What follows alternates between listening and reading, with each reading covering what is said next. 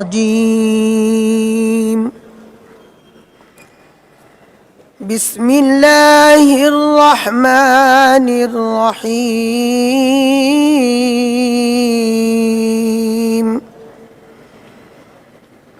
له معقبات من بين يديه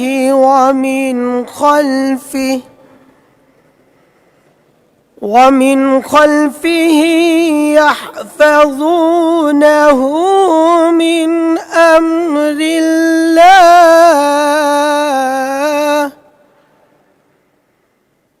إن الله لا يغير ما بقوم حتى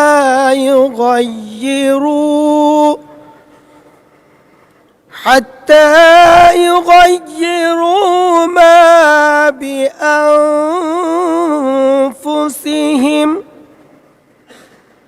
وإذا أراد الله بقوم سوءا فلا مرد له وما لهم من دونه من وال صدق الله العظيم সূরা আর-রাদ এর 11তম আয়াতে কারিমা তেলাওয়াত করা হলো, যার বাংলা অর্থ এরূপ: মানুষ যে অবস্থায় থাক না কেন তার জন্যে আগে পেছনে একের পর এক আসা ফেরেশতার দল নিয়োজিত থাকে। তারা আল্লাহর আদেশে তাকে হেফাজত করে। নিশ্চয় আল্লাহ তাআলা কখনো কোনো জাতির অবস্থার পরিবর্তন করেন না যতক্ষণ না তারা নিজেরা নিজেদের অবস্থা পরিবর্তন করে। আল্লাহ তাআলা যখন কোনো জাতির জন্য কোনো দুঃসময়ের ইচ্ছা করেন তখন তা রদ করার কেউই থাকে না, না তিনি ব্যতীত ওদের আর কোনো অভিভাবক থাকে। বারাকাল্লাহু লানা ওয়া লাকুম ফিল কুরআনিল আযীম। আসসালামু আলাইকুম ওয়া রাহমাতুল্লাহ। বিসমিল্লাহির রহমানির রহিম। মাননীয় সদস্যবৃন্দ, আসসালামু আলাইকুম ওয়া রাহমাতুল্লাহ। দিনের কার্যসূচি অনুযায়ী এখন প্রশ্ন জিজ্ঞাসা এবং উত্তর। ঢাকা 18 আসন থেকে নির্বাচিত মাননীয় সদস্য জনাব এস.এম. জাহাঙ্গীর হোসেন, আপনি তারকা চিহ্নিত প্রশ্ন 168 উত্থাপন করুন। বিসমিল্লাহির রহমানির রহিম। মাননীয় স্পিকার, আপনাকে ধন্যবাদ। মাননীয় স্পিকার, আপনার মাধ্যমে আমি মহান সংসদে 168 নম্বর তারকা চিহ্নিত প্রশ্ন উত্থাপন করিলাম। মাননীয় স্পিকার, আপনাকে ধন্যবাদ। মাননীয় মন্ত্রী জনাব ইকবাল হাসান মাহমুদ। মাননীয় স্পিকার, চাহিদা অনুযায়ী বর্তমানে বিদ্যুতের কোনো ঘাটতি নেই, তবে গ্রীষ্মকালে সর্বোচ্চ চাহিদার সময় বিদ্যুৎ উৎপাদনের প্রাথমিক জ্বালানির ঘাটতি, সঞ্চালন বিতরণ অবকাঠামোর সমবিদ্যতা এবং রক্ষণাবেক্ষণ, ঝড় বৃষ্টির কারণে মাঝে মাঝে কিছুটা বিভ্রাট ঘটে। যদিও চাহিদা অনুযায়ী বিদ্যুৎ সরবরাহ করা সম্ভব হয় না। বিদ্যুৎ চাহিদার উত্তরোত্তর বৃদ্ধি পাওয়ায় গ্রাহকের ক্রমবর্ধমান বিদ্যুতের চাহিদা পূরণে লোডশেডিংয়ে বন্ধ বিদ্যুৎ বিভাগ কর্তৃক গৃহীত কার্যক্রম পরিকল্পনা সময় নিম্নে বর্ণিত হলো। মাননীয় স্পিকার, এটা লম্বা আবিটাকে পঠিত বলে গণ্য হবে নাকি পড়ে যাব? আমি পঠিত বলে গণ্য করা হলো। Thank you speaker. মাননীয় সদস্য জনাব এস.এম. জাহাঙ্গীর হোসেন, আপনি সম্পূরক প্রশ্ন করতে পারেন। মাননীয় স্পিকার, আপনাকে ধন্যবাদ। মাননীয় স্পিকার, আমার নির্বাচনী এলাকা ঢাকা 18-এর বাসিন্দা নিয়মিত গ্যাস এবং বিদ্যুৎ বিল পরিশোধ করলেও অধিকাংশ সময় চুলায় পর্যাপ্ত গ্যাস সরবরাহ থাকে না, অনেক ক্ষেত্রে একেবারেই থাকে না। ফলে সাধারণ মানুষ চরম ভোগান্তির শিকার হচ্ছেন এবং তাদের নিত্যদিনের স্বাভাবিক জীবনযাত্রা মারাত্মকভাবে ব্যাহত হচ্ছে। নির্বাচনের প্রচারকালে এলাকার জনগণ বারবার এই সমস্যার কথা আমার নিকট তুলে ধরলেও যা আজও সমাধান করতে পারেনি।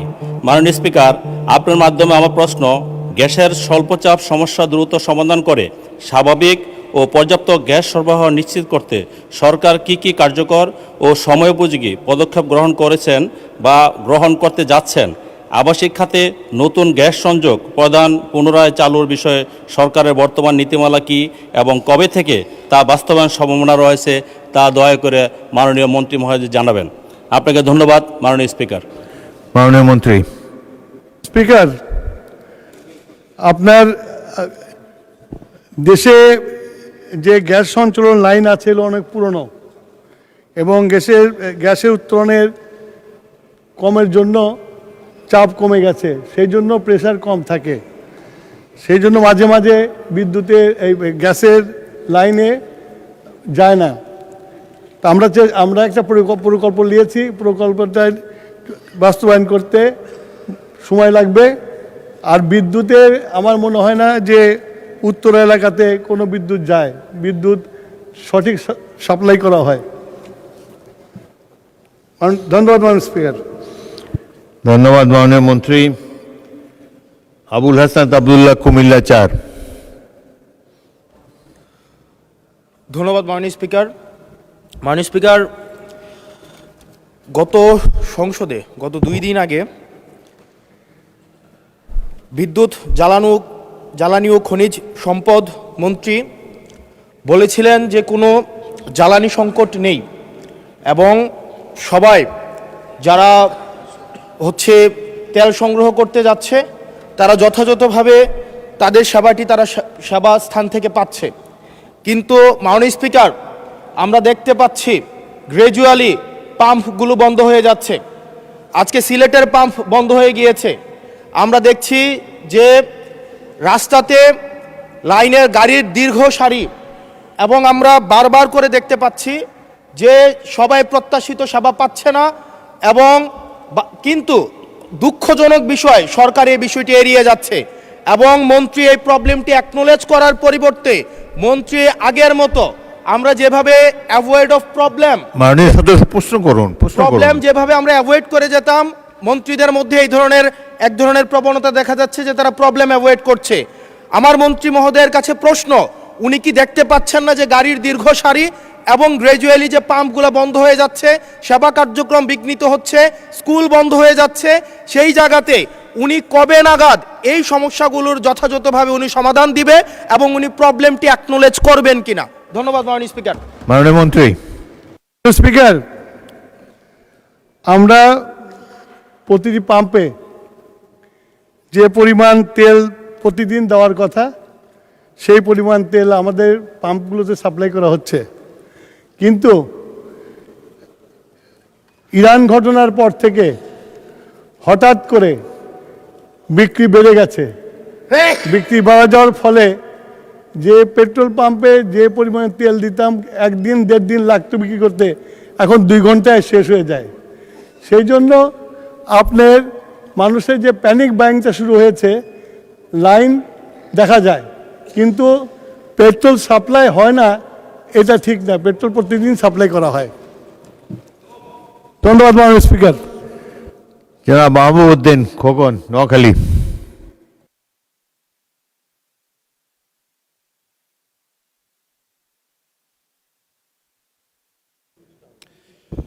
মাননীয় স্পিকার, আপনাকে ধন্যবাদ। মাননীয় স্পিকার, আমি মাননীয় স্পিকার আপনাদের মাধ্যমে মাননীয় জ্বালানি মন্ত্রীকে প্রশ্ন করতে চাই, এটা তথ্য দিতে চাই। নোয়াখালী জেলায় অনেক গ্যাস ক্ষেত্র আবিষ্কার হয়েছে, সেখান থেকে এবং আমার নির্বাচন এলাকা সোনামুড়িতে 2টা গ্যাস ক্ষেত্র আবিষ্কৃত হয়েছে। নোয়াখালী বিভিন্ন জায়গা থেকে এই গ্যাস ঢাকা সহ সারা বাংলাদেশে যাচ্ছে। নোয়াখালীর মানুষ গ্যাস পাচ্ছে না। এটা কি আমাদের অধিকার না? আমাদের এটা আউটক্রাই মানুষের মধ্যে, এটা দীর্ঘদিন থেকে অসন্তোষ বিরাজ করছে। আমাদেরকে গ্যাস দিয়ে সারা বাংলাদেশের নেই। কিন্তু আমি মাননীয় জ্বালানি মন্ত্রী অনুরোধ জানতে চাই, উনার কি এই নোয়াখালীর মানুষকে গ্যাস দেবেন কিনা এবং গ্যাস চাপবেন, বিকজ নোয়াখালী গ্যাস নোয়াখালী দেন, ওখান থেকে আপনি সারা বাংলাদেশ বাকিটা দেন। মাননীয় মন্ত্রী। মাননীয় স্পিকার, আপাতত আমরা গ্যাস ফিল্ড থেকে কোনো গ্যাস বাড়িতে দিচ্ছি না, এটা মোটামুটি আমরা শিল্প কারখানায় দেওয়ার চেষ্টা করছি বেশি। যখন বাড়িতে যাওয়ার পরিকল্পনা হবে তখন আমরা দেব। ধন্যবাদ মিস্টার স্পিকার। ধন্যবাদ। পরবর্তী প্রশ্ন 169 নম্বর প্রশ্নটি প্রশ্নকর্তা আজকে উত্থাপন করতে চাচ্ছেন না, সুতরাং এটাকে আজকে স্কিপ করে গেলাম। পরবর্তী প্রশ্ন তারকা চিহ্নিত প্রশ্ন 170, জনাব মোহাম্মদ নুরুল আমিন, রংপুর 6। মাননীয় স্পিকার, আপনাকে ধন্যবাদ।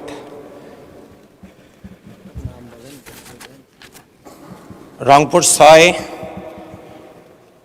পীরগঞ্জ শহীদ আবু সাইদের এই রক্তঝরা জমিন,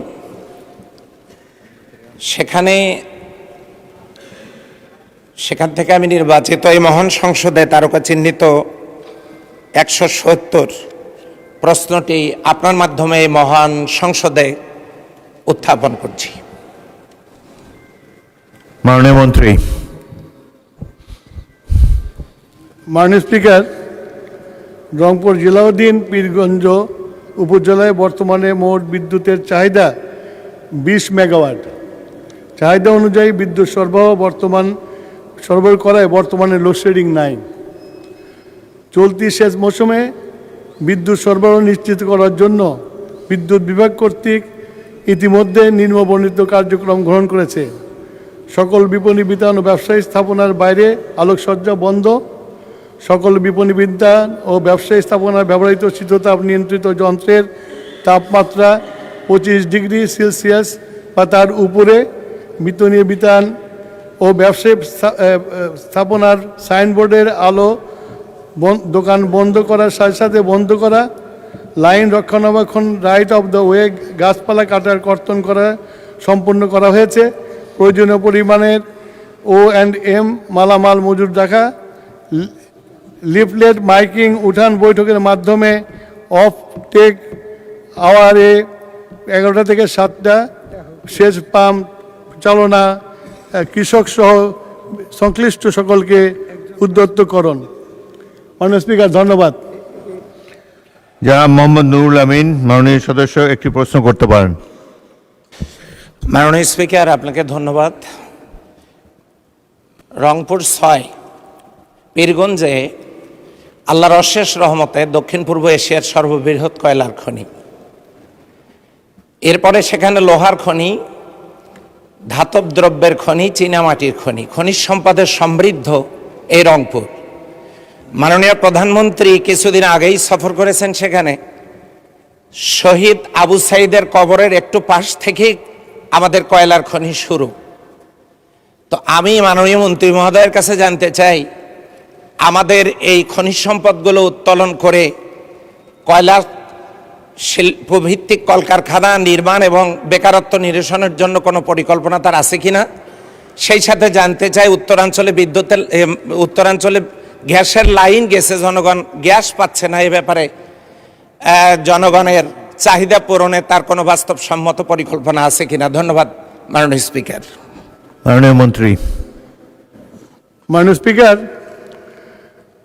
আমরা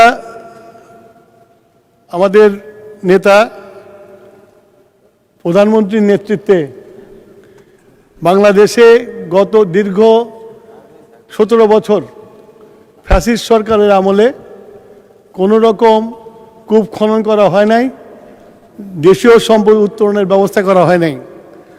আমাদের মাননীয় প্রধানমন্ত্রী নির্দেশ দিয়েছে, দ্রুত আমরা এই কূপ খনন করে বিভিন্ন জায়গায় গ্যাস আবিষ্কার করার চেষ্টা করছি। এবং উনি যে ওনার এলাকার যে পাথর এবং সোনার খনির কথা বলেছেন, ওটাও আমরা করব, দেখব ওখানে সঠিক আছে কিনা। সিসমিক স্টাডি চলছে, স্টাডি শেষ হলে আমরা এটার কাজ করব। ধন্যবাদ মাননীয় স্পিকার। জনাব সরওয়ার জামাল নিজাম, মাননীয় সদস্য, চট্টগ্রাম 13।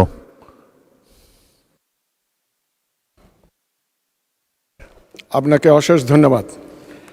মাননীয় স্পিকার, আমার নির্বাচনী এলাকা হলো চট্টগ্রাম শহরের দক্ষিণে কর্ণফুলী নদীর পাড়ে অত্যন্ত শিল্পী সমৃদ্ধিশালী একটা উপজেলা, আনোয়ারা কর্ণফুলী। ওখানে অনেক শিল্প কারখানা প্রতিষ্ঠিত হয়েছে এবং লোকের বসবাস অত্যন্ত ঘন, কিন্তু দেখা যায় দুপুরের 2টার পর থেকে রাত অবধি ওখানে বিদ্যুৎ লাইন থাকে না। পল্লী উন্নয়ন যেটা সংস্থা আছে তাদেরকেও আমি 2-1বার নির্বাচনের সময় ফোন করেছি যে এই সমস্ত এলাকায় যদি আপনারা বিদ্যুৎ না দেন তাহলে শিল্পে যারা কাজ করে সারা রাত কাজ করে রাতে বিশ্রাম করতেছে, বিশ্রাম নিতে পারে না, মানুষ খুব কষ্ট ভোগ করে। কাজেই আপনার এটার কোনো উন্নয়ন হবে কিনা, কাজে আমি মাননীয় মন্ত্রীর কাছে জানতে চাচ্ছি যে পল্লী উন্নয়ন যে বিদ্যুৎ যেগুলো আছে সেগুলোর আগামীতে কোনো বিদ্যুতের উৎপাদন বাড়াবার বা লোকজনের যে বর্তমান অবস্থা তা রহিত করার কোনো উনি সিদ্ধান্ত নেবেন কিনা। ধন্যবাদ মাননীয় স্পিকার। মাননীয় মন্ত্রী। মাননীয় স্পিকার, পল্লী বিদ্যুতায়ন বোর্ডের অধীনে এই এলাকায় যেসব বিভ্রাট আছে এই ব্যাপারে কাজ শুরু করেছে। আমি আশা করি অতি দ্রুত এটা শেষ হবে। জনাব মোহাম্মদ রাশেদুল ইসলাম রাশেদ, শেরপুর 1, মাননীয় সদস্য।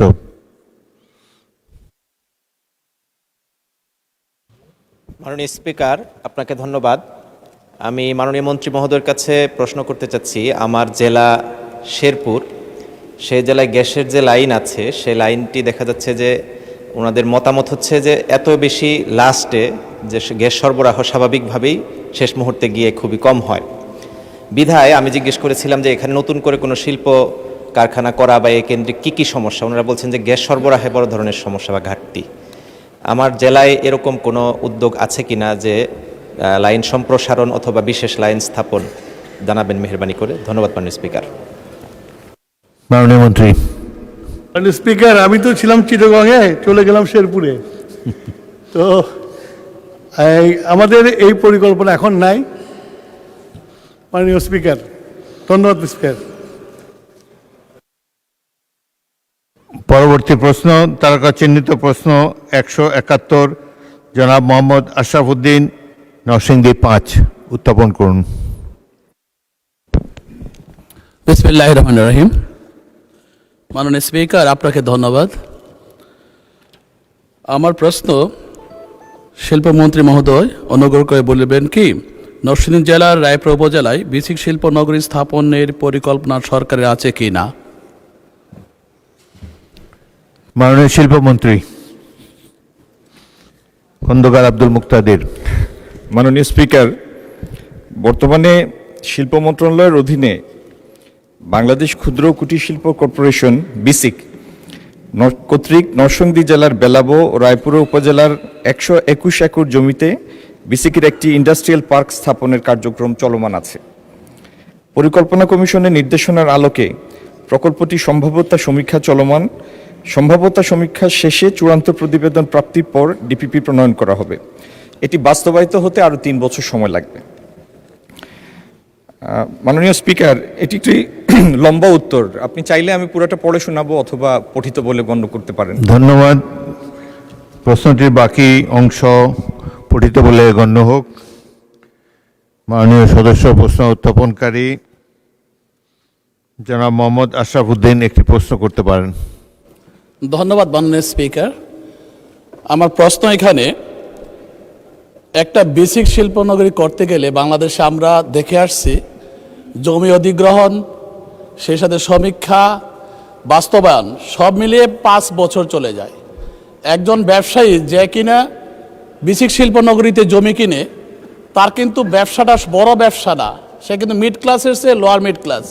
তো 5 বছর যদি লেগে যায় একটা বেসিক শিল্পনগরী চালু করতে, যেখানে প্রাইভেট অর্গানাইজেশন 1.5 বছরের ভিতরে করে ফেলে, তা আমার প্রশ্ন হলো যে 3 বছর সময় নেবেন উনি বাস্তবায়ন করার জন্য। এই ঘুরে ফিরে 5 বছর থেকে এই সময় কমিয়ে উনি 2 বছরের ভিতরে আনতে পারবেন কিনা, তাতে করে আমরা একটা উন্নয়নের মুখ দেখতে পারবো, ব্যাঘাত মোচন হবে এবং উদ্যোক্তা সৃষ্টি হবে। আমি চাই এখানে উনি কিভাবে সময়টা কমিয়ে নিয়ে আসতে পারবেন কিনা। ধন্যবাদ। মাননীয় মন্ত্রী। মাননীয় স্পিকার, আপনার মাধ্যমে প্রশ্নকর্তা মাননীয় সংসদ সদস্যকে ধন্যবাদ। আপনার যে সময়ের কনসার্ন, এটা আমি পুরোপুরি শেয়ার করি। তবে একটা জিনিস কি, বিসিক শিল্পনগরী এইভাবে প্রতিষ্ঠা হয় না যে কিছু সংখ্যক সম্ভাব্য শিল্প উদ্যোক্তা তাদের প্রকল্প জমা দিয়েছেন এবং বিসিক শিল্পনগরী প্রতিষ্ঠার পরে তারা তাদের কাজ শুরু করবেন। ব্যাপারটা এরকম না, এটি স্থাপন করা হয় এর আগে স্বতঃপ্রণোদিত হয়ে উদ্যোগে শিল্প মন্ত্রণালয়ের অধীনে বিসিক একটা সম্ভাব্যতা সমীক্ষা যাচাই করে তারা এখানে একটা শিল্প পার্ক বা বিসিক শিল্পনগরী প্রতিষ্ঠার উদ্যোগ নেয় এবং শিল্প হওয়ার পরে বিসিক হওয়ার পরে তারপরে আগ্রহী উদ্যোক্তারা এসে প্লট নেন, তারপরে শিল্প প্রতিষ্ঠার উদ্যোগ নেন। কিন্তু তারপরেও আমি আপনার সময়ের এই কনসার্নটা পুরোপুরি শেয়ার করি। ধন্যবাদ। মাননীয় সদস্য জনাব আনিসুর রহমান, মাদারীপুর ৩। মাননীয় স্পিকার, আপনাকে ধন্যবাদ। আমার নির্বাচনী আসন মাদারীপুর ৩। মাদারীপুর সদরে আমাদের একটি নতুন শিল্পনগরী গড়ে উঠেছে। সেখানে মাটি ভরাটের কাজ শেষ, জমি অধিগ্রহণ হয়েছে, কিন্তু শিল্প নগরী হিসাবে শিল্প উদ্যোক্তারা সেখানে যে শিল্প গড়ে তুলবে, যখন আমি দেখলাম দীর্ঘদিন পড়ে আছে, আমরা বুঝতে পারলাম সেই শিল্প প্লটগুলো প্রকৃত ব্যবসায়ীরা না পেয়ে কিছু অসাধু লোক সেখানে প্লটগুলো পেয়েছে। সেই ব্যাপারে আমার শিল্প মন্ত্রণালয়ের মন্ত্রীর কাছে আমার প্রশ্ন, একটি পদক্ষেপ নেবেন কিনা উনি? ধন্যবাদ মাননীয় স্পিকার। মাননীয় মন্ত্রী। মাননীয় স্পিকার, আপনার মাধ্যমে মাননীয় সংসদ সদস্যকে ধন্যবাদ। আমরা আপনার কাছ থেকে জানলাম মাদারীপুরে যে কটি প্লট বরাদ্দ হয়েছে একটি নির্দিষ্ট সময়ের মধ্যে শিল্প স্থাপন করে উৎপাদনে যাওয়ার কথা। তো যে সমস্ত জায়গায় ব্যত্যয় হয়েছে সেটা যদি সময় ইতিমধ্যে অতিক্রান্ত হয়ে থাকে আমরা নিশ্চয়ই সেই বিষয়ে ব্যবস্থা নিব। ধন্যবাদ মাননীয় স্পিকার। মাননীয় সদস্য আব্দুল মুন্তাকিম, নীলফামারী ৪। ধন্যবাদ মাননীয় স্পিকার। আমার সৈয়দপুর এবং কিশোরগঞ্জে বিসিক শিল্পনগরী 1962 সালে স্থাপিত সম্ভবত। তো সেই বিসিক শিল্পনগরীতে এখন বর্তমানে 10 একর জমি আছে এবং প্লট আছে 50টি। ইতিমধ্যে আমি তাদের সাথে বসেছিলাম, সেখানে ব্যবসায়ী এবং শিল্প উদ্যোক্তাবৃন্দ বলেছেন যে আরও 100টি প্লট, আরও প্রায় 50 একর জমি যদি সেখানে দেওয়া যেত, বৃহত্তর রংপুরের শিল্প আমরা অনেক দূরে এগিয়ে নিতে পারতাম। এই ব্যাপারে মাননীয় শিল্পমন্ত্রীর দৃষ্টি আকর্ষণ করছি আপনার মাধ্যমে, সেখানে কোনো নতুন কোনো জমি অধিগ্রহণ এবং সেখানে নতুন শিল্প প্লট স্থাপনের পরিকল্পনা নেবেন কিনা? ধন্যবাদ মাননীয় স্পিকার। মাননীয় মন্ত্রী। মাননীয় স্পিকার, আমি অফ দি কাফ উত্তরটা দিতে চাচ্ছি না, এটার জন্য আমাদের একটু প্রস্তুতি দরকার। কারণ এখানে জমির প্রাপ্যতা আছে কি না সেটি স্থানীয় প্রশাসনের সাথে যাচাই করার বিষয় আছে। আমরা নোটিশ দিলে তো আমরা প্রস্তুত হয়ে উত্তর দিব, কিন্তু এমনিতে আপনার উত্তরটাকেই আমি একটা নোটিশ হিসাবে গণ্য করছি মাননীয় সদস্যের। উইল লুক ইনটু ইট। ধন্যবাদ। ধন্যবাদ মাননীয় মন্ত্রী। তারকা চিহ্নিত প্রশ্ন 172, জনাব মোহাম্মদ আব্দুল আলিম, মাননীয় সদস্য বাগেরহাট ৪। ধন্যবাদ মাননীয় স্পিকার আপনাকে আমাকে সুযোগ দেওয়ার জন্য। আমি মহান সংসদে তারকা চিহ্ন প্রশ্ন 172টি পাঠ করে শোনাচ্ছি। আমার প্রশ্নটি বিদ্যুৎ, জ্বালানি ও খনিজ সম্পদ মন্ত্রী মহোদয়ের নিকট। মাননীয় মন্ত্রী মহোদয়, অনুগ্রহ করিয়া বলিবেন কি বর্তমানে বাগেরহাট জেলার মোরেলগঞ্জ ও শরণখোলা উপজেলায় বিদ্যুৎবিহীন গ্রাম আছে কিনা, থাকিলে তাহা কি, এবং উক্ত গ্রামে বিদ্যুৎ সরবরাহ করা হইবে কিনা? মাননীয় মন্ত্রী। স্পিকার, বর্তমানে বাগেরহাট জেলার মোরেলগঞ্জ ও শরণখোলা উপজেলায় বিদ্যুৎবিহীন কোনো গ্রাম নাই। ধন্যবাদ স্পিকার। মাননীয় সদস্য একটি প্রশ্ন করতে পারেন, জনাব আব্দুল আলিম। মাননীয় স্পিকার, আমরা পল্লী বিদ্যুতের অধীন বিদ্যুৎ গ্রহণ করে থাকি, কিন্তু পল্লী বিদ্যুতের অনেক অনিয়ম রয়েছে। বিশেষ করে আমরা লাইন থাকলেও নিয়মিত আমরা বিদ্যুৎ পাই না। এটি একটি বাংলাদেশের প্রচলিত একটি রেওয়াজ হয়েছে যে বিদ্যুৎ কখন আসে, এটা হলো গুরুত্বপূর্ণ বিষয়। হ্যাঁ, তো আমি যেটা বলতে চাই সেটা হলো এই যে আমাদের গ্রাহকগণ তারা বিদ্যুতের যে মিটারটি ক্রয় করে নিজেদের অর্থ প্রদান করে, কিন্তু প্রতি মাসে সেই বিদ্যুতের ভাড়া দিতে হয় সেই পল্লী বিদ্যুৎকে। এটা একটি অনিয়ম। সুতরাং এর হাত থেকে এই ব্যাপারে কোনো ব্যবস্থা গ্রহণ করবেন কিনা আমি আপনার মাধ্যমে মাননীয় মন্ত্রী মহোদয়ের কাছে সেটা জানতে চাচ্ছি। মাননীয় সদস্য, আপনি জানতে চেয়েছেন বিদ্যুৎবিহীন গ্রাম আছে কিনা। এখন তো একটা নতুন প্রশ্ন করলেন। এনিওয়ে, মাননীয় মন্ত্রী। স্পিকার, বিদ্যুৎ পায় না এটা বলে ঠিক না। পল্লী বিদ্যুৎ উন্নয়ন বোর্ডের যে লাইনগুলো আছে অনেক লম্বা লম্বা লাইন, অনেক সময় টেকনিক্যাল ফল্টের জন্য বিদ্যুৎ থাকে না, আবার রিপেয়ার করলে আবার বিদ্যুৎটা চলে আসে। সেই জন্য মাঝে মাঝে এটা বিভ্রাট হয়। আর 2 নম্বর হলো, আপনার যে মিটারের কথা বলছেন, এটা দীর্ঘদিন যাবৎ ফ্যাসিস্ট গভর্নমেন্ট প্রিপেড মিটার লাগিয়ে 10% করে চার্জ করে। এটা নিয়ে জনগণের মধ্যে অসন্তোষ আছে। সেই জন্যই আমরা দায়িত্বভার গ্রহণ করার পরে এই মিটারগুলোর প্রোগ্রামগুলো চেক করছি। চেক করে যদি অসামঞ্জস্যপূর্ণ দেখি তাহলে আমরা এটা ঠিক করে দেব। ধন্যবাদ মাননীয় স্পিকার। মাননীয় সদস্য আতিকুর রহমান মুজাহিদ, কুড়িগ্রাম 2।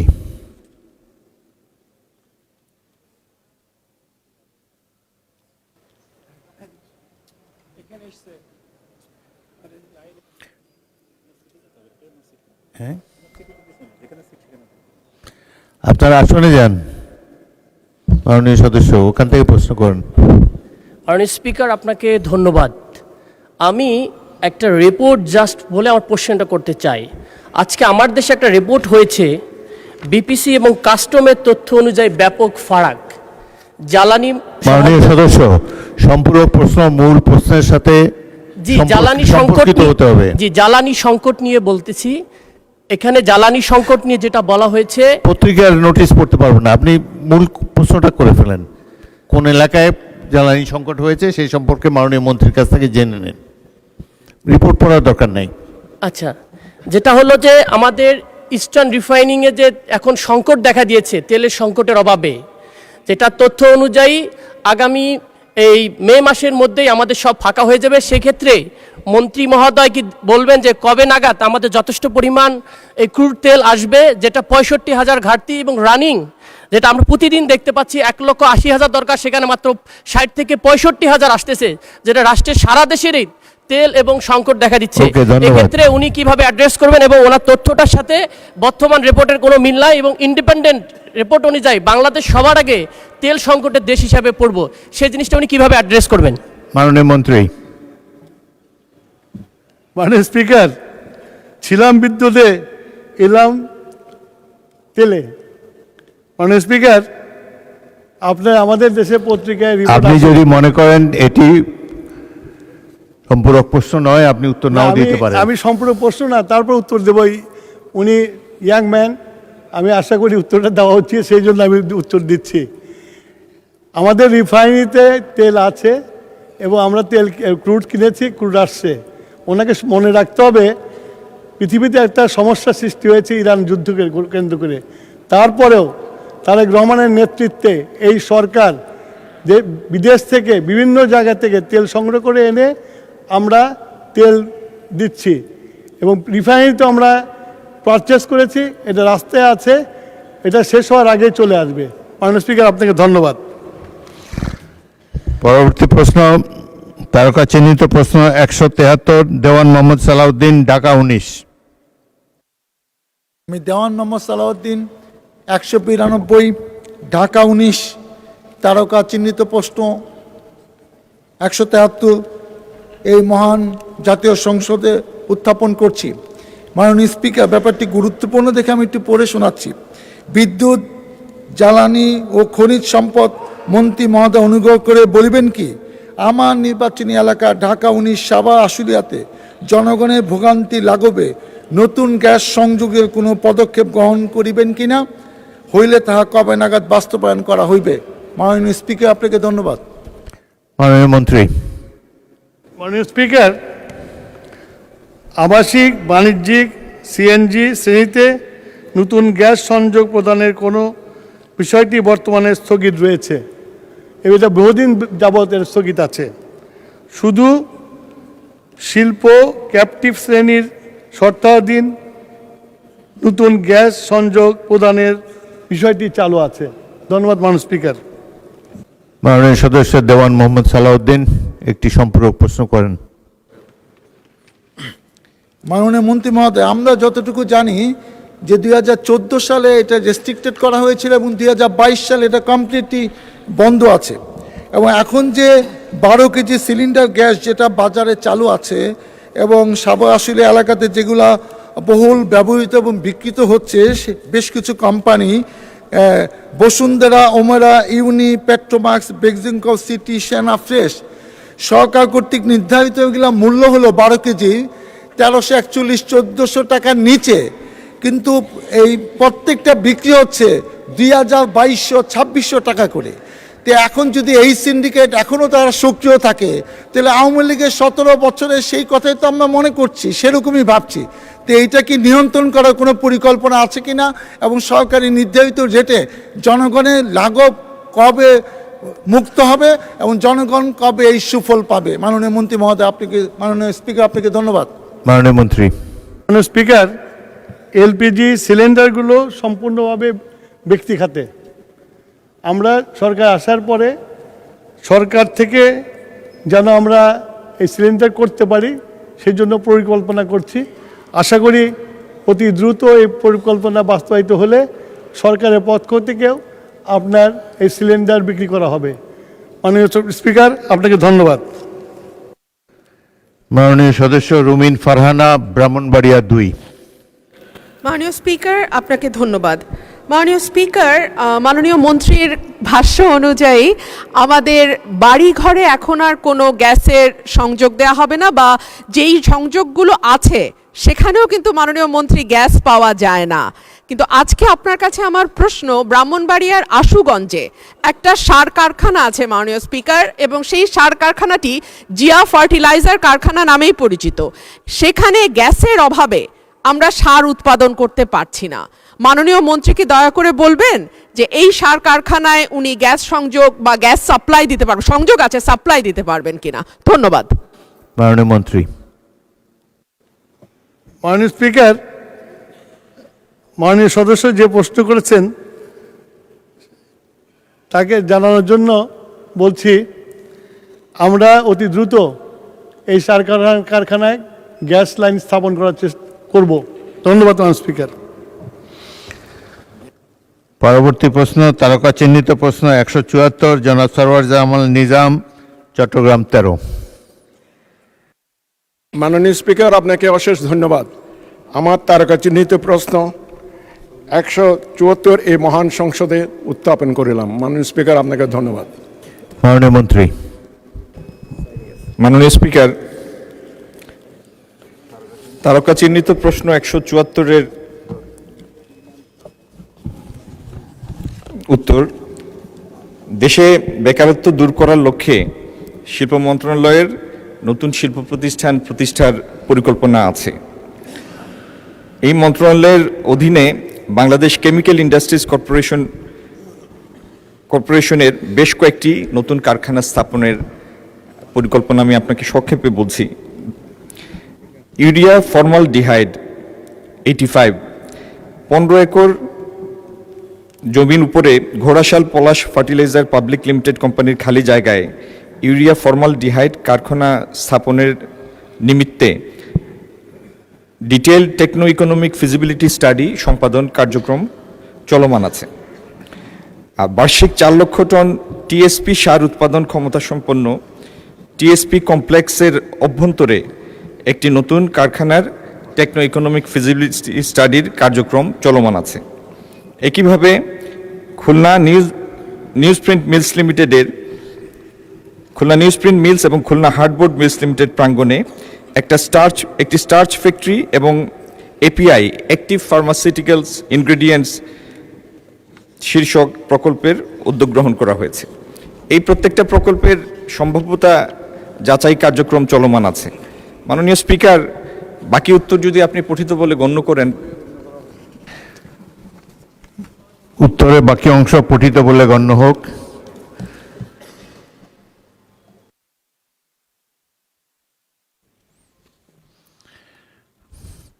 মাননীয় সদস্য একটি প্রশ্ন করতে পারেন। উত্থাপনকারী প্রশ্ন উত্থাপনকারী জনাব সরওয়ার জামাল নিজাম। বিসমিল্লাহ রহমান রহিম। মাননীয় স্পিকার, আপনাকে ধন্যবাদ। মাননীয় স্পিকার, আমি বলেছি আমার নির্বাচনী এলাকায় চট্টগ্রাম শহরের দক্ষিণে আনোয়ারা কর্ণফুলী অত্যন্ত শিল্প সমৃদ্ধি এলাকা। এখানে দেশনেত্রী বেগম খালেদা জিয়া সিওএফএল স্থাপন করেছেন, কাফকো স্থাপন করেছেন, কেপিজেড স্থাপিত হয়েছে এবং চাইনিজ একটা ইপিজেড স্থাপিত হতে যাচ্ছে। আমি চেম্বারের সভাপতি থাকাকালীন দেশনেত্রী বেগম খালেদা জিয়া আমাকে ইরানে প্রতিনিধি নিয়ে যাওয়ার জন্য বলেছিলেন, সাথে দিয়েছিলেন জামাল উদ্দিন সাহেব। আপনারা জানেন ডিপিএম ছিলেন তিনি, আমাদের প্রয়াত দেশনায়ক জনাব শহীদ প্রেসিডেন্ট জিয়া রহমানের সময়। উনি শুদ্ধ গিয়ে আমরা রাফসানজানি সাহেবের সাথে দেখা করেছি এবং রাফসানজানিকে আমি বাংলাদেশে আমন্ত্রণ জানাছিলাম। উনি আসছিলেন। He was the first and the last any president visited Chittagong. ওনার সাথে একটা প্রোটোকল, আমরা 4টা প্রোটোকল সাইন করছিলাম ইন্ডাস্ট্রি স্থাপন করার জন্য।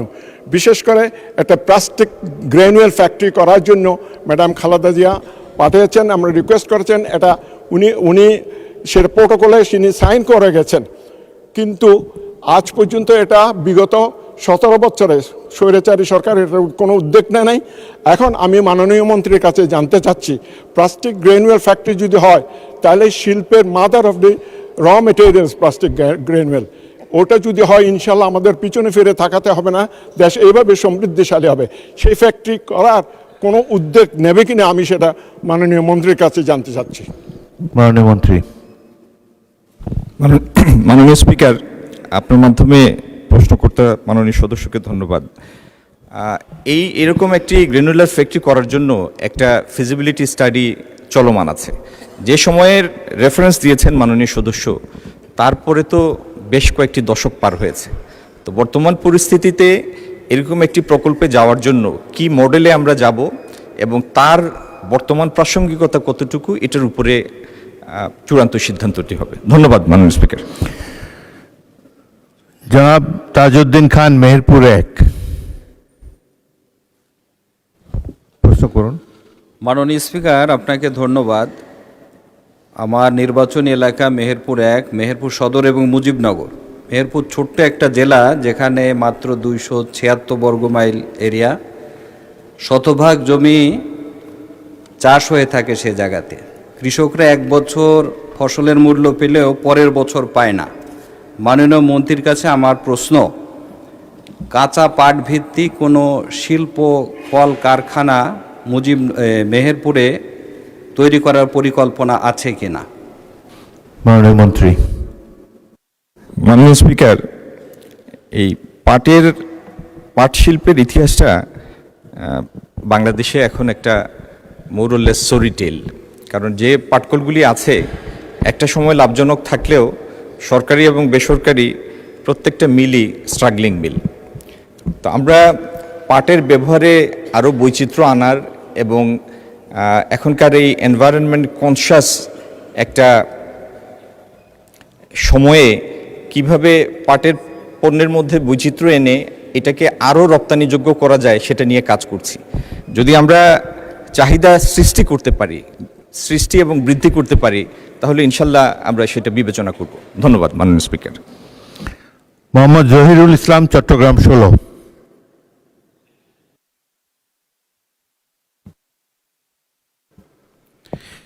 মাননীয় স্পিকার, আপনাকে ধন্যবাদ। আমার নির্বাচনী এলাকা চট্টগ্রাম বাঁশখালী। মাননীয় শিল্পমন্ত্রী মহোদয়ের কাছে আমার প্রশ্ন, এখানে বাংলাদেশের গুরুত্বপূর্ণ এসএস পাওয়ার প্ল্যান্ট রয়েছে, দৃশ্যমান কোনো শিল্প কারখানা স্থাপিত হয় নাই। আমি ওনার মাধ্যমে জানতে চাই, ইকোনমিক জোন হওয়ার সম্ভাব্যতা রয়েছে, এবং প্রচুর জায়গা রয়েছে। বেকার যুবকদের কর্মসংস্থানের জন্য ইকোনমি জোন করার কোনো পরিকল্পনা আছে কিনা? মাননীয় স্পিকার, আপনাকে ধন্যবাদ। মাননীয় মন্ত্রী। মাননীয় স্পিকার, আপনার মাধ্যমে প্রশ্ন করতে ধন্যবাদ। আমার এই জায়গাতে আমাদের এই পর্যায়ে কোনো পরিকল্পনা আছে কিনা এটার জন্য আমার একটা নোটিশ প্রয়োজন। তারকা চিহ্নিত প্রশ্ন 175, মাননীয় সদস্য মোহাম্মদ আব্দুল মান্নান, ব্রাহ্মণবাড়িয়া 5।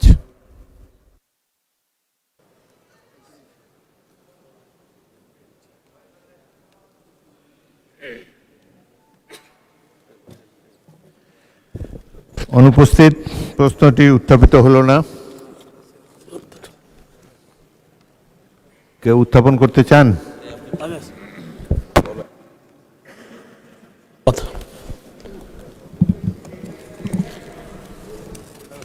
আমি মোহাম্মদ আব্দুল মান্নান, 247 ব্রাহ্মণবাড়িয়া 5। আমি আমার তারকা চিহ্নিত প্রশ্ন 175 এই মহান সংসদে উত্থাপন করলাম। মাননীয় স্পিকার, আপনাকে ধন্যবাদ। মাননীয় মন্ত্রী। মাননীয় স্পিকার, ব্রাহ্মণবাড়িয়ার যে সমস্ত এলাকায় গ্যাস নেই সেই সমস্ত এলাকায় গ্যাস সরবরাহের পরিকল্পনা সরকারের আপাতত নেই।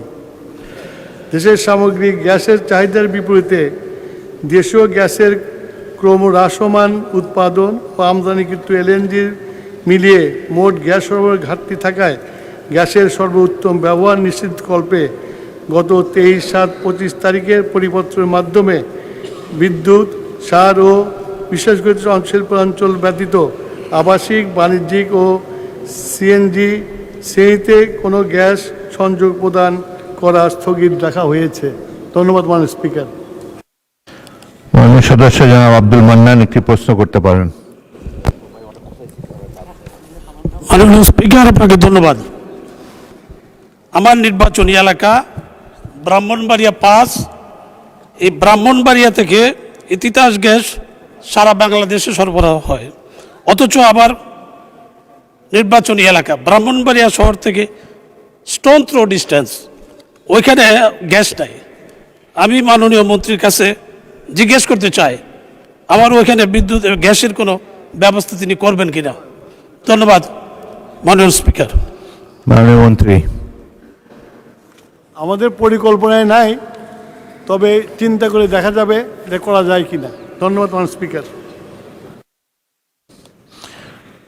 মোহাম্মদ ইজ্জতুল্লাহ, মাননীয় সদস্য সাতক্ষীরা 1। মাননীয় স্পিকার, আপনাকে ধন্যবাদ। আমাদের বিদ্যুৎ মন্ত্রীর কাছে প্রশ্ন যে ভোলায় তো গ্যাস উৎপাদন হচ্ছে, তো সেখান থেকে আমাদের খুলনা বিভাগ, খুলনা, সাতক্ষীরা, বাগেরহাট এসব এলাকায় গ্যাস সরবরাহ করে শিল্প ইন্ডাস্ট্রি করার কোনো পরিকল্পনা সরকারের আছে কিনা? মাননীয় মন্ত্রী। মাননীয় স্পিকার, ভোলায় যে গ্যাস আছে আমরা পরিকল্পনা করছি ভোলাতেই পাওয়ার স্টেশন বসাবো, সেখান থেকে ভোলার গ্যাস দিয়ে বিদ্যুৎ উৎপাদন করব। এবং খুলনাতে 2টি পাওয়ার স্টেশন তৈরি করেছে কিন্তু গ্যাসের সংযোগ হয় নাই। আমরা পরিকল্পনা করছি সেই 2টা পাওয়ার স্টেশনকে চালু করার জন্য ভোলা থেকে গ্যাস খুলনায় নিয়ে যাব। ধন্যবাদ মাননীয় স্পিকার। মোহাম্মদ শফিকুল ইসলাম, পটুয়াখালী 2। মাননীয় স্পিকার, আপনাকে ধন্যবাদ। মাননীয় মন্ত্রীর কাছে আমার একটু জানার বিষয়, সেটি হচ্ছে আমরা গতকালকেই দেখলাম যে আমাদের একজন সম্মানিত জাতীয় সংসদ সদস্য জ্বালানি সংগ্রহ করতে গিয়ে তিনি কিছুটা অসম্মানিত অবস্থার মধ্যে পড়েছেন। এর আগে আমাদের একজন সংসদ সদস্য আমরা জেনেছিলাম যে তিনি তেল না পেয়ে, জ্বালানি না পেয়ে তিনি কিছুটা সংকটের মধ্যে ছিলেন। আমরা খুবই ছোটোখাটো জনপ্রতিনিধি, দিনে অন্তত 30 থেকে 40টা ফোন পাচ্ছি এলাকায়, যেহেতু আমাদের এলাকা বাউফল আমার এলাকা, সেখানে পেট্রোল পাম্প না থাকার কারণে ডিলার যারা বিক্রি করেন, সেই ডিলার যারা বিক্রি করেন তারাও কারসাজি করেন, এই কারসাজি যারা করেন তারা দোকানগুলো বন্ধ করে দিয়ে নিজেদের বাড়িতে বিক্রি করেন, সেখানে যখন ম্যাজিস্ট্রেট যান বাড়িতে তারা কেউ থাকেন না। তো এই জায়গায় আমি লক্ষ্য করছি যে আজকেও সম্মানিত বিদ্যুৎ এবং জ্বালানি মন্ত্রী যে কথা বলেছেন সেটার সাথে আমাদের এলাকাগুলোর পরিস্থিতির তো কোনো মিল নেই। প্রশ্ন করুন মাননীয় সদস্য, প্রশ্ন করুন। এই প্রশ্নটা হচ্ছে এই যে আজকে আমরা এটাও জানতে পেরেছি যে রাত 8টার মধ্যে বাণিজ্য কেন্দ্রগুলো বন্ধ করে দিতে বলা হচ্ছে। তো এই পরিস্থিতিতে বিশেষ করে আমার বাউফল এলাকা পটুয়াখালী 2 এই এলাকায় যে জ্বালানির সংকটে একটা উত্তপ্ত পরিস্থিতি তৈরি হচ্ছে, এই পরিস্থিতি উত্তরণে মন্ত্রণালয়ের সম্মানিত মন্ত্রী কী ধরনের পদক্ষেপ গ্রহণ করছেন? মাননীয় মন্ত্রী। আমাদের যে মজুদ আছে এবং যে এলাকায় প্রতিদিন যতখানি তেল দেওয়ার কথা সেটা আমরা সাপ্লাই করছি। এখন ওনার বক্তব্যে উনি বললেন সেই ডিলার ইচ্ছা করে যে পালিয়ে যায়, সেটা ওখানকার যে আইন শৃঙ্খলা বাহিনী আছে তাদেরকে বললে সেই ডিলারকে ধরে এনে সেই তেলগুলো সরবরাহ করতে পারে। আর আজকে যে বৈশ্বিক যে অবস্থা সারা পৃথিবীতে, এইটা একটা বড় সমস্যা হয়ে গেছে। তারপরেও আমরা বাংলাদেশে এইটাকে সুষ্ঠুভাবে চালিয়ে নেওয়ার চেষ্টা করছি, কিন্তু মানুষের মধ্যে যদি প্যানিক বাইং সৃষ্টি হয় সেটা রোধ করা একটু কঠিন। আমরা মানুষের কাছে অ্যাপিল করছি যে আপনারা যা প্রয়োজন তাই ক্রয় করেন, তার বেশি ক্রয় করেন না। এটা যদি মানুষ করে তাহলে আমার মনে হয় না যে বিদ্যুৎ নিয়ে কোনো এই জ্বালানি নিয়ে কোনো সমস্যা হবে। আর 8টার পরে যেটা বন্ধ করতে বলা হয়েছে, সারা পৃথিবীতে, আই রিপিট, সারা পৃথিবীতে এখন সবাই সাশ্রয়ী হয়েছে। সেই জন্য আমরাও তো পৃথিবীর বাইরে না, পৃথিবীতে, সেই জন্য আমরাও সাশ্রয় করার জন্য জনগণকে অনুরোধ করছি। আশা করি জনগণ আমাদের এই অনুরোধ রক্ষা করবে। মাননীয় স্পিকার, ধন্যবাদ। তারকাচিহ্নিত প্রশ্ন 176 মোহাম্মদ রকনউদ্দিন বাবুল, লালমনিরহাট 2, প্রশ্ন উত্থাপন করেন। মাননীয় স্পিকার, আপনার মাধ্যমে মাননীয় শিল্পমন্ত্রী মহোদয়ের কাছে আমার প্রশ্ন। শিল্পমন্ত্রী মহোদয়, অনুগ্রহ করিয়া বলিবেন কি লালমনিরহাট জেলার বেকারত্ব দূর করিবার নিমিত্তে শিল্প প্রতিষ্ঠান স্থাপন করিবার লক্ষ্যে কোনো পদক্ষেপ গ্রহণ করা হইবে কি না, না হইলে কারণ কি? মাননীয় মন্ত্রী। মাননীয় স্পিকার, আপনার মাধ্যমে মাননীয় সদস্যকে ধন্যবাদ। তারকা চিহ্নিত প্রশ্ন 176 লালমনিরহাটে, এটির আগে মানে প্রাসঙ্গিকতার স্বার্থে এটা বলে নেওয়া ভালো যে লালমনিরহাটের সাপটি বাড়িতে 87 সনে 15.6 একরের উপর একটি বিসিক শিল্পনগরী প্রতিষ্ঠা করা হয়েছে, যেখানে 108টি প্লট এবং এই মুহূর্তে কোনো বরাদ্দযোগ্য প্লট নাই। আমরা যদি, সরকার তো নিজে শিল্প প্রতিষ্ঠা করে না, বিসিক নিজে শিল্প প্রতিষ্ঠা করে না, কিন্তু শিল্প প্রতিষ্ঠার সহায়ক হিসাবে শিল্প পার্ক বা শিল্প নগরী প্রতিষ্ঠা করে দেয়।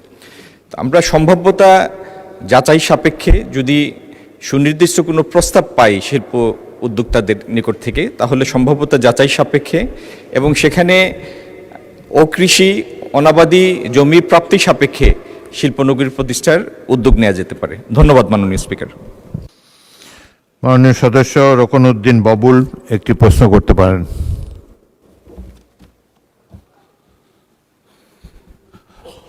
মাননীয় স্পিকার, আপনাকে ধন্যবাদ। আমাদের লালমনিরহাট জেলা তিস্তা বেষ্টিত একটি জেলা। আমার নির্বাচন এলাকায় 16টি ইউনিয়নের মধ্যে 4টি ইউনিয়ন আপনার নদীবেষ্টিত। এই নদীবেষ্টিত এলাকার বন্যার তিস্তার কলার গ্লাসে হাজার হাজার লোক ক্ষতিগ্রস্ত হয়, হাজার হাজার পরিবার। সেই চলাঞ্চলের মানুষগুলোকে বেকারত্ব দূর করার জন্য কোনো শিল্প এলাকা সেখানে গড়ে ওঠা সম্ভব কিনা আর কি আপনার, এটি আমি জানতে চাই। ধন্যবাদ আপনাকে। মাননীয় মন্ত্রী। মাননীয় স্পিকার, আপনার মাধ্যমে সদস্যকে ধন্যবাদ। আমি উনার এলাকাটা মিস করেছি। উনি কি লালমনিরহাটের কথা জানতে চাচ্ছেন? লালমনিরহাটের উত্তরটা আমরা মাত্র দিয়েছি, যেটি তারকা চিহ্নিত প্রশ্নের উত্তর ছিল। উত্তর দিয়েছেন? জি। লালমনিরহাটে প্রশ্নকর্তা জানতে চেয়েছিলেন যে শিল্প প্রতিষ্ঠার কোনো উদ্যোগ নেওয়া হবে কিনা। এখন সম্পূর্ণ প্রশ্ন করছেন উনি। প্রশ্নটা একই, মানে একই রকম প্রশ্ন। তো উত্তরটা হচ্ছে এই যে সেখানে একটা বেসিক শিল্পনগরী ইতিমধ্যে আছে, আর যদি আমরা সুনির্দিষ্ট কোনো প্রস্তাব পাই শিল্প উদ্যোক্তাদের, তাহলে অকৃষি অনাবাদী জমির অ্যাভেলেবিলিটি সাপেক্ষে আমরা সম্ভাব্যতা যাচাই করে নতুন শিল্প পার্ক বা বেসিক শিল্পনগরী প্রতিষ্ঠার উদ্যোগ নেব। ধন্যবাদ মাননীয় স্পিকার। মাননীয় সদস্য, আপনি সন্তুষ্ট? আপনাকে প্রশ্ন করতে চান, কিংবা আপনি স্যাটিসফাইড হলে আর তো দরকার নেই?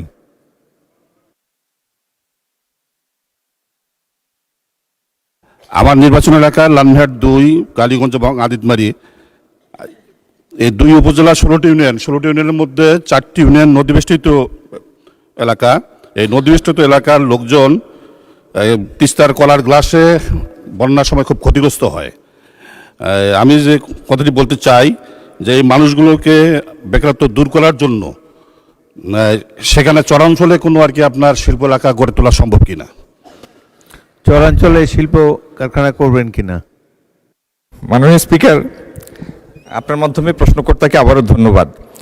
চরাঞ্চলে শিল্প প্রতিষ্ঠা করা যাবে কি না এটির জন্য একটা সম্ভাব্যতা যাচাই করা দরকার। তো সেই যাচাই করা সাপেক্ষে এটার উত্তর দেওয়া যাবে। ধন্যবাদ মাননীয় স্পিকার। জাহাঙ্গীর হোসেন হেলাল, খুলনা 2।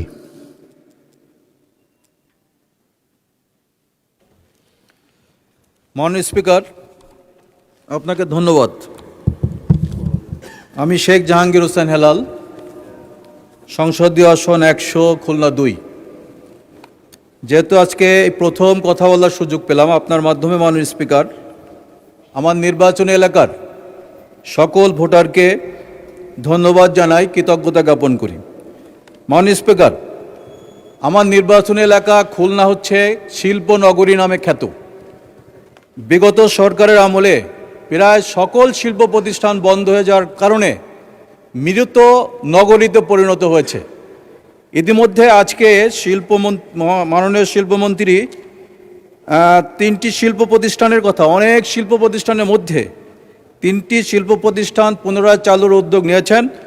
শিল্প প্রতিষ্ঠানগুলো বন্ধ হয়ে যাওয়ার কারণে ব্যাপক বেকারত্বের মধ্যে খুলনা নগরী, যে কারণে আমার প্রশ্ন হচ্ছে সেখানে এই বন্ধ শিল্প কলকারখানা যেগুলো আছে সেখানে তার মধ্যে অন্যতম হচ্ছে ঢাকা ম্যাচ ফ্যাক্টরি কোম্পানি। এটা প্রায় 25 বছর ধরে বন্ধ হয়ে ওই জায়গাটা পড়ে আছে। প্রশ্নটা হচ্ছে যে ওই প্রতিষ্ঠানটি পুনরায় ম্যাচ ফ্যাক্টরি বা অন্য কোনো শিল্প প্রতিষ্ঠান গড়ে তোলার জন্য কোনো কার্যকরী ভূমিকা মাননীয় মন্ত্রী মহোদয় নেবেন কিনা? আপনাকে ধন্যবাদ। মূল প্রশ্ন লালমনিরহাটের। মাননীয় মন্ত্রী, আপনি ইচ্ছা করলে জবাব দিতে পারেন। মাননীয় স্পিকার, আপনার মাধ্যমে প্রশ্নকর্তাকে ধন্যবাদ।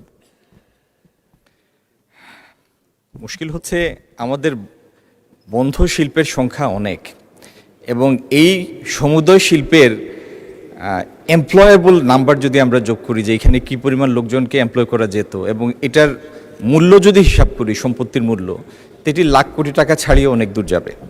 তো এরকম একটি না, বহু শিল্প বন্ধ আছে এবং বিভিন্ন কারণে বন্ধ আছে। আমাদের এই সরকারের একটা প্রধান অগ্রাধিকার হচ্ছে এই বন্ধ শিল্প যেগুলি সম্ভাব্যতা হারিয়ে ফেলেছে সেই জায়গায় পিপিপি মডেলে বা অন্য কোনো মডেলে নতুন বিনিয়োগের মাধ্যমে শিল্প উৎপাদন করা, শিল্প স্থাপন করা, যাতে আমরা নতুন করে এমপ্লয়মেন্ট ক্রিয়েট করতে পারি, ন্যাশনাল রিসোর্স ক্রিয়েট করতে পারি। তো আমি মাননীয় সদস্যকে আশ্বস্ত করতে চাই এই ব্যাপারে আমরা অত্যন্ত যত্নবান এবং এটা one of our top priorities.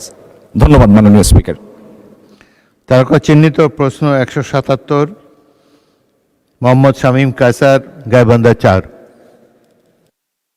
মাননীয় স্পিকার, আপনাকে ধন্যবাদ। মাননীয় স্পিকার, আমি আজকে কার্যপ্রণালী বিধির মধ্যে সিদ্ধান্ত প্রস্তাবে এই সংক্রান্ত আলোচনা আছে। আমি একবার ভাবছিলাম যে এটা উত্থাপন করার বিষয়টা, তবে সম্পূরক প্রশ্নের লোভটা সামলাতে পারিনি। আলহামদুলিল্লাহ আল্লাহ তকদিরে রেখেছেন মাননীয় স্পিকার। 177 নং প্রশ্ন, বিষয়টা এমন হয়েছে পড়েছ মোগলের হাতে খানা খেতে হবে সাথে, তবে ভালো হয়েছে মাননীয় স্পিকার। আমি 177 নং প্রশ্ন তারকাচিহ্নের প্রশ্ন, মাননীয় শিল্পমন্ত্রী মহোদয় অনুগ্রহ করিয়া বলিবেন কি বর্তমানে বন্ধকিত রংপুর সুগার মিলস লিমিটেড পুনরায় চালু করিবার কোনো পরিকল্পনা আছে কিনা, থাকিলে তাহা কবে নাগাদ বাস্তবায়ন হইবে? ধন্যবাদ মাননীয় স্পিকার। মাননীয় মন্ত্রী। মাননীয় স্পিকার, আপনাকে ধন্যবাদ, আপনার মাধ্যমে সদস্যকেও ধন্যবাদ। তারকা চিহ্নিত প্রশ্ন 177-এর উত্তর হচ্ছে যে রংপুর সুগার মিলস পুনরায় চালুর পরিকল্পনা আছে, কিন্তু এটি অর্জন করাটা অনেক কঠিন। লোকসান ও রক্ষণাবেক্ষণ ব্যয় হ্রাসের লক্ষ্যে 2020-21 সনে আমাদের 15টা চিনিকলের মধ্যে, বাংলাদেশে স্থাপিত 15টা চিনিকলের মধ্যে 6টা বন্ধ করে দেয়া হয়, এবং সেটার মূল কারণটা ছিল আখের অভাব। তো আখের অভাবের কারণে এখানে উৎপাদন ব্যয় অগ্রহণযোগ্য মাত্রায় বেড়ে গিয়েছে। আমাদের যে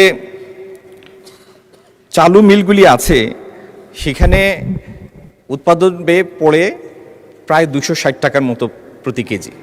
তো তারপরেও যদি আখ প্রাপ্তি নিশ্চিত করা যায়, আখ প্রাপ্তি সাপেক্ষে আমরা এই মিলগুলি চালু করতে চাই। ধন্যবাদ মাননীয় স্পিকার। মাননীয় সদস্য মোহাম্মদ শামীম কাসার, একটি সম্পূরক প্রশ্ন করুন।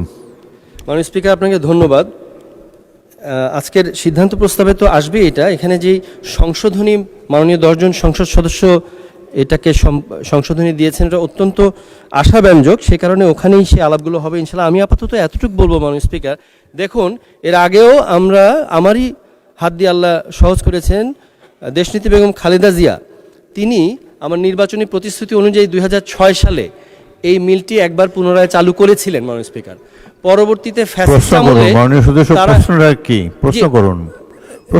জি মাননীয় স্পিকার, ওই প্রশ্নটা জাস্ট 2 সেকেন্ড মাননীয় স্পিকার। তো ঘটনা হয়েছে কি, ফ্যাসিস্ট আমলে তারা এটা আবার লস করে বন্ধ করেছে। তো আমি মাননীয় মন্ত্রী মহোদয়কে এটা অনুরোধ করব যে এরকম কি সুযোগ আছে যে আমাদেরকে একটু অ্যাকাউন্টেবল করুন। আমরা যেরকম উপজেলা প্রশাসনের ওখানে আমরা মুখ্য উপদেষ্টা আছি, তো এই ধরনের মিলগুলো আমরা চালু করব আর ভিতরের ব্যুরোক্রেসি বা অন্যান্য কোনো সমস্যার কারণে এটা বারবার বন্ধ হবে, এটা তো হয় না। যেমন ওই অ্যামেজিং স্পাইডারম্যানের পিটার পার্কার বলছে, with great power comes great responsibility. তো আমরা বলতে চাই, আমরা এটা পাওয়ার মনে করি না, আমরা এটা দায়িত্ব মনে করি। With great responsibility comes great accountability. তো আমাদেরকেও এই মিলগুলো চালু হওয়ার পরে আমরা যে বারবার কষ্ট করে সরকার চালু করছে, এখানে কি আমাদেরকেও যারা জনপ্রতিনিধি আছি তাদেরকে এটা তদারকির জন্য যাতে এটা আবারও লস না করে সে ব্যাপারে আমরা কোনো ভূমিকা রাখতে পারিনি, সেখানে সম্পৃক্ত করা যায় কিনা। ধন্যবাদ মাননীয় স্পিকার। মাননীয় মন্ত্রী। মাননীয় স্পিকার, আপনার মাধ্যমে প্রশ্নকর্তা সদস্যকে ধন্যবাদ। আপনার এই যে বন্ধ মিলটি চালু করার আকুতি এবং এটাকে লোকসান থেকে বের করার আকুতি, এই জন্য আপনাকে অনেক অনেক ধন্যবাদ। কিন্তু মুশকিল হচ্ছে আমাদের সুগার মিলগুলি অনেকগুলি কারণে লোকসানে পড়েছে। একটা হলো, একটা মিল এটা যদি ব্রেক ইভেনে রেখে চালাতে হয় তাহলে যে পরিমাণ কাঁচামাল দরকার, আখ দরকার, সেই পরিমাণ আখের অ্যাভেলেবিলিটি নাই এখন বাংলাদেশে। দ্বিতীয়ত, এই মিলগুলি এক একটা প্রতিষ্ঠা হয়েছে মিড 50s-এ, যে কারণে মিলের বয়স এক একটার 70-75 বছর, এবং মিলের যন্ত্রপাতিগুলির ইকোনমিক লাইফ অনেক আগেই অতিক্রান্ত হয়েছে। আমি আরেকটা জিনিস বলি, মাননীয় সদস্যের ইগারনেস দেখে আমি এটা অ্যাপ্রিসিয়েট করছি। আমাদের এইখানে আখের এক্সট্রাকশন রেট হচ্ছে 5.5%, 5.5%। গ্লোবাল স্ট্যান্ডার্ড হচ্ছে, যেখান থেকে ব্রাজিল থেকে চিনি আসে, সেখানে এক্সট্রাকশন রেট হচ্ছে 10%। এই জন্য বিভিন্ন কারণে এই মিলগুলি আবার লাভজনক মিলে পরিণত করা খুব একটা দুরূহ একটা ব্যাপার। এগুলি নিয়ে আমরা কাজ করছি এবং আপনার কনসার্নের জন্য অসংখ্য ধন্যবাদ। ধন্যবাদ মাননীয় স্পিকার। মাননীয় সদস্য মোহাম্মদ নুরুল ইসলাম, চাঁপাইনবাবগঞ্জ 3।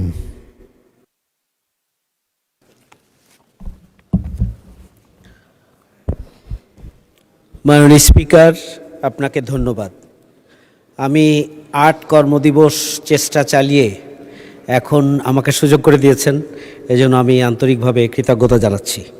আমি এই সুযোগে কৃতজ্ঞতা জানাচ্ছি আমার আমের রাজধানী চাঁপাইনবাবগঞ্জের সর্বস্তরের মানুষকে, যারা বিপুল ভোটের ব্যবধানে আমাকে বিজয়ী করে এই মহান সংসদে আসার সুযোগ করে দিয়েছেন।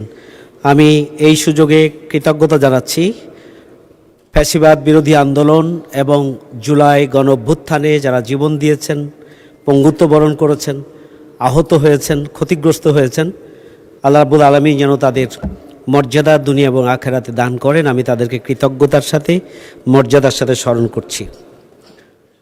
মাননীয় স্পিকার, আমের রাজধানী চাঁপাইনবাবগঞ্জ 55 বছরে এখন পর্যন্ত চাঁপাইনবাবগঞ্জে কোনো ম্যাঙ্গো ইন্ডাস্ট্রি গড়ে ওঠে নাই। পাশাপাশি চাঁপাইনবাবগঞ্জ একটি উর্বর এলাকা, কৃষিভিত্তিক ইপিজেড গঠনেরও কোনো উদ্যোগ এখানে নেই। আমি প্রশ্ন করতে চাই যে সরকারি উদ্যোগ অথবা পিপিপি মডেল অথবা অন্য যে কোনো মডেলে চাঁপাইনবাবগঞ্জের এই আমকে ব্যাপকভাবে কাজে লাগিয়ে দেশের অর্থনীতিকে গতিশীল করার জন্য ম্যাঙ্গো ভিত্তিক ইন্ডাস্ট্রি গড়ে তোলার কোনো পদক্ষেপ নেবেন কিনা, পাশাপাশি কৃষিভিত্তিক ইপিজেড গঠনের কোনো উদ্যোগ মাননীয় মন্ত্রী নেবেন কিনা। মাননীয় স্পিকার, আপনাকে ধন্যবাদ। মাননীয় মন্ত্রী। মাননীয় স্পিকার, প্রশ্নটা ভালো, আইডিয়াটাও ভালো, এটার একটা সম্ভাব্যতা যাচাই করা যেতে পারে। ধন্যবাদ মাননীয় স্পিকার। মাননীয় সদস্যবৃন্দ, প্রশ্ন উত্তর কাল শেষ হলো।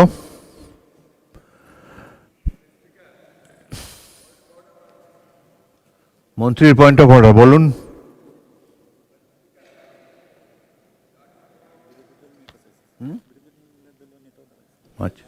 মাননীয় স্পিকার, আমি কার্যপ্রণালী বৃদ্ধির 163 বিরোধী দলের নেতা বসুন, ওনার পরে আপনাকে দেব। জি, আমি আপনার দৃষ্টি আকর্ষণ করছি, একটি সম্পূরক প্রশ্ন করতে গিয়ে মাননীয় সংসদ সদস্য হাসনাত আব্দুল্লাহ, মাননীয় মন্ত্রী জ্বালানি, খনিজ এবং বিদ্যুৎ মন্ত্রী, ওনার দৃষ্টি আকর্ষণ করে বলেছেন যে মন্ত্রীরা প্রশ্ন উত্তর দিতে গিয়ে পাশ কাটিয়ে যাচ্ছেন। মাননীয় স্পিকার, আমার অধিকার ক্ষুণ্ণ হয়েছে, আমি এই বক্তব্যটি মহান সংসদে উত্থাপন করছি। ওনার যে প্রশ্নটি ছিল মন্ত্রী বরাবর মন্ত্রী উত্তর দিবেন, কিন্তু উনি বলেছেন মন্ত্রীরা পাশ কাটিয়ে যাচ্ছেন। সুতরাং এই বক্তব্যটি নিয়ে এক্সপান্স করবেন আমি আপনার দৃষ্টি আকর্ষণ করছি মাননীয় স্পিকার।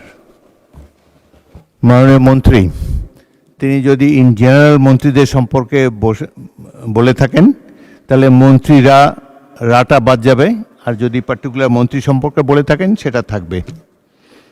Thank you. মাননীয় বিরোধী দলের নেতা। ধন্যবাদ মাননীয় স্পিকার। আমি দাঁড়ালেই ভালোবাসার কিছু কথা বলতে হয়। মাননীয় সদস্য এবং স্বরাষ্ট্রমন্ত্রী আমরা কালকে চলে যাওয়ার পরে আমাকে ভালোবেসে একটা কথা বলেছেন। তিনি বলেছেন যে আমি একটি অসত্য কথা এখানে বলে গেছি। আমি এটা জানতে পারলাম। তো আসলে আল্লাহ তাআলা তাকে অপূর্ব দক্ষতা দিয়েছেন। জাস্ট বোতলটা পরিবর্তন করে ম্যাটেরিয়ালসটা ঠিক রেখে তিনি সত্যকে মিথ্যা হিসাবে এবং মিথ্যাকে সত্য হিসাবে চমৎকারভাবে পরিবেশন করতে পারেন। এই জন্য শুধু তাকে ধন্যবাদ জানানোর জন্য আমি এখানে দাঁড়িয়েছি মাননীয় স্পিকার। ধন্যবাদ, অসংখ্য ধন্যবাদ। মাননীয় বিরোধী দলের নেতা, আপনি পয়েন্ট অফ অর্ডারে নিশ্চয়ই এই বক্তব্য রেখেছেন। পয়েন্ট অফ অর্ডার চলমান বিষয়ের উপরে, এটা তো গতকালকের বিষয়, গতকালকেই শেষ হয়ে গিয়েছে। সুতরাং এটা এখন আর নতুন করে তোলার কোনো প্রয়োজন নেই। মাননীয় মন্ত্রী, উত্তর দেওয়ার প্রয়োজন নাই। উনি যদি হাউসে থেকে বলতেন তাহলে নিশ্চয়ই আপনাকে রাইট অফ রিপ্লাই দিতাম। আপনি তারপরও কিছু বলতে চান?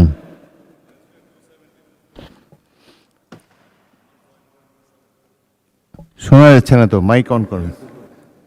মাননীয় স্পিকার, আপনাকে ধন্যবাদ। এই মুহূর্তে মাননীয় বিরোধী দলীয় নেতা দুইটা অসংসদীয় শব্দ ব্যবহার করেছেন, সেটা হচ্ছে মিথ্যা। এটা অসত্য বললে আমি আপত্তি করতাম না। এই যে আমি কালকে মিথ্যা বলেছি বয়ান, তো এইটা মিথ্যা শব্দটা অসংসদীয় হিসেবে এটা এক্সপান্স করার জন্য আমি অনুরোধ জানাই। দ্বিতীয় কথা হচ্ছে, ওনার কালকের বক্তব্যের প্রেক্ষিতে আমি বলেছিলাম মাননীয় বিরোধী দলীয় নেতা এখানে একটা অসত্য বক্তব্য উত্থাপন করেছেন।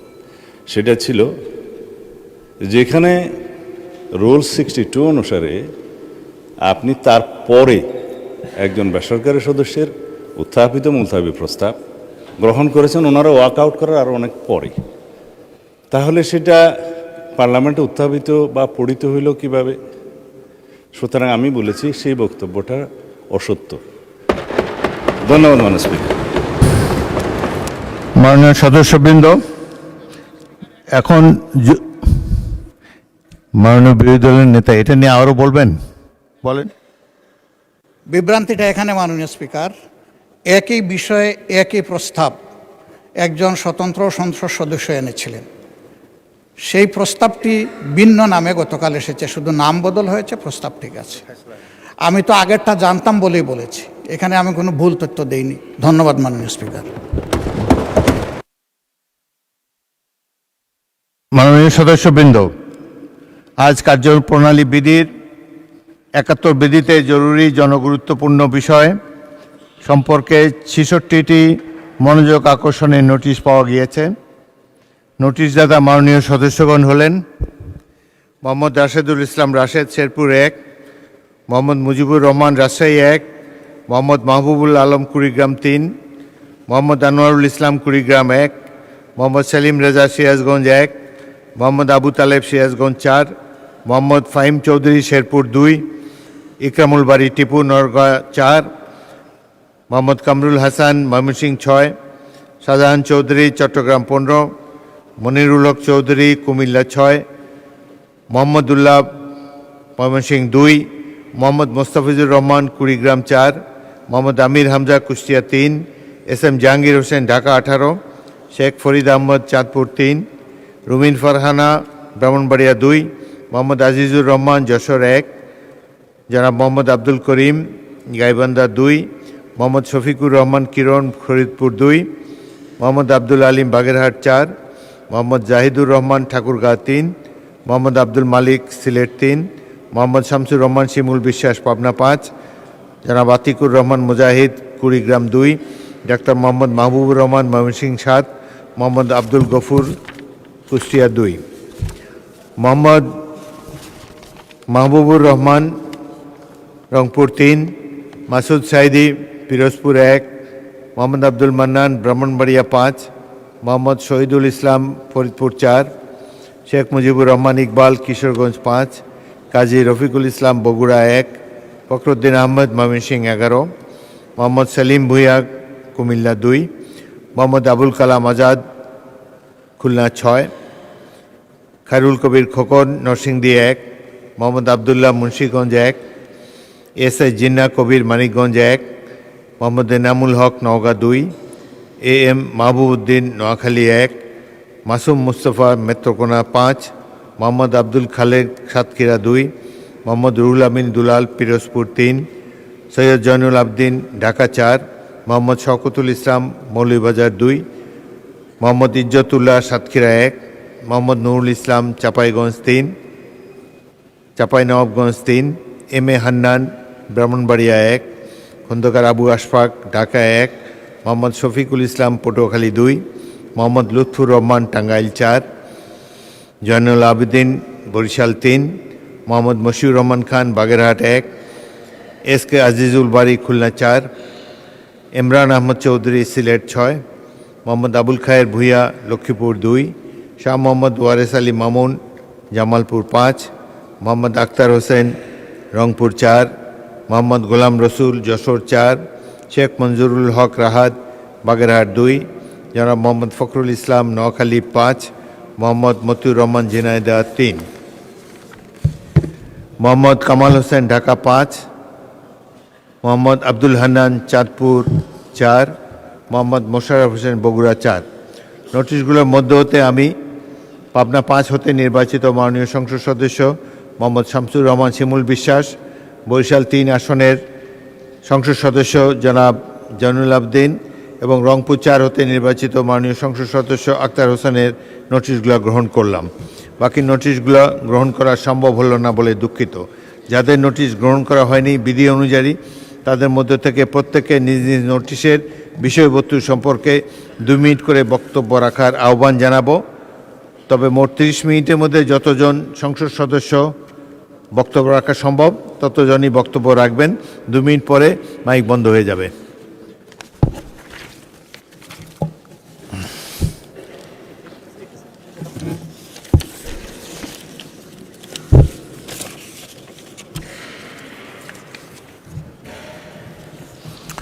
প্রথম বক্তা জনাব মোহাম্মদ রাশেদুল ইসলাম রাশেদ, শেরপুর 1।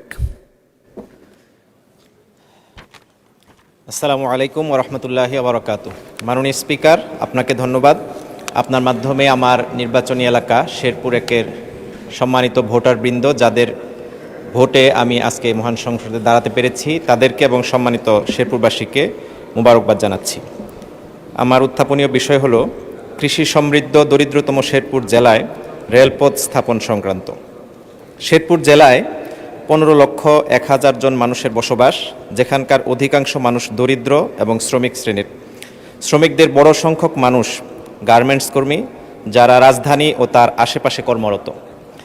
কৃষি পণ্য ট্রান্সফার করাও এই জেলার মানুষদের জন্য ব্যয়সাধ্য। শেরপুরে রয়েছে নাকুগাঁও স্থলবন্দর এবং বেশ কয়েকটি পর্যটন কেন্দ্র।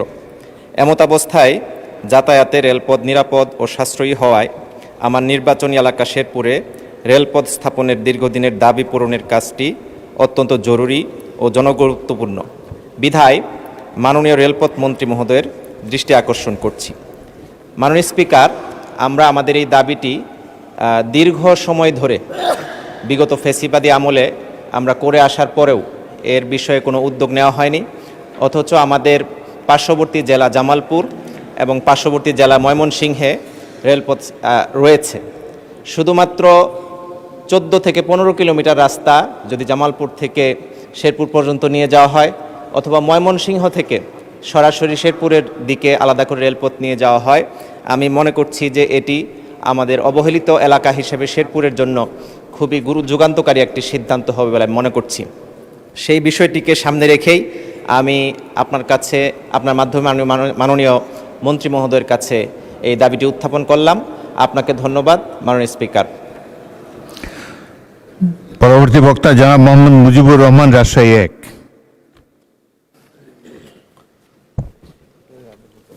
ধন্যবাদ মাননীয় স্পিকার। আজকে বাংলাদেশের সকল জায়গায় মদ পান একটা বিষাক্ত অবস্থা সৃষ্টি করেছে। আল্লাহ তাআলা মদ পানকে হারাম করেছেন। মদ্যপ ব্যক্তি, পরিবার, সমাজ, রাষ্ট্র, জনগণের জন্য ক্ষতিকর। এই মদ পান থেকে তাদেরকে ফিরাতে হবে, কারণ হচ্ছে লিভারের ক্ষতি করে এই মদ। সবশেষে লিভার সিরোসিস হয়ে সে ধ্বংস হয়ে যায়। মস্তিষ্ক ও স্নায়ুতন্ত্রের ক্ষতি হয়ে কথা বলার জড়তা দেখা দেয়। ক্যান্সারের ঝুঁকি উল্লেখযোগ্যভাবে বেড়ে যায়। পাকস্থলী ও অগ্নাশয়ের সমস্যা দেখা দেয়। রোগ প্রতিরোধের ক্ষমতা কমে যায়। নিউমোনিয়ার, যক্ষ্মার মতো মারাত্মক ঝুঁকি বেড়ে যায়। শারীরিক ও মানসিক দুর্বলতা গ্রাস করে শেষ পর্যন্ত মৃত্যুর কারণও হতে পারে। বিশেষ করে আমাদের সমাজে যেখানে মদপান করা হয়, সেখানে ওই এলাকার মেয়েদের জীবন মদ্যপ ব্যক্তিদের দ্বারা ক্ষতিগ্রস্ত হয়। তারা ধর্ষণ, হত্যার শিকার হয় এবং সেখানে একটা ভয়াবহ পরিস্থিতি সৃষ্টি হয়। এই অবস্থা থেকে দেশ এবং জাতিকে, জনগণকে রক্ষা করার জন্য মাননীয় স্বরাষ্ট্রমন্ত্রী এই মদ বন্ধের জন্য গুরুত্বপূর্ণ পদক্ষেপ নেওয়া দরকার, কিন্তু আমরা এ পর্যন্ত কোনো পদক্ষেপ নিতে দেখছি না। এটা মারাত্মকভাবে সব জায়গায় ছড়িয়ে পড়ছে। সেজন্য আমি প্রস্তাব করছি মাননীয় স্পিকার, স্বরাষ্ট্রমন্ত্রী প্রয়োজনীয় অন্যান্য মন্ত্রণালয়ের সহযোগিতা নিয়ে হলেও এই মদের মতো জঘন্য ক্ষতিকর জিনিসকে হারাম করে বাংলাদেশের 18 কোটি মানুষকে বেঁচে থাকার এবং মাননীয় সদস্যবৃন্দ, আসরের নামাজের জন্য অধিবেশনে 30 মিনিটের জন্য বিরতি দেওয়া হলো।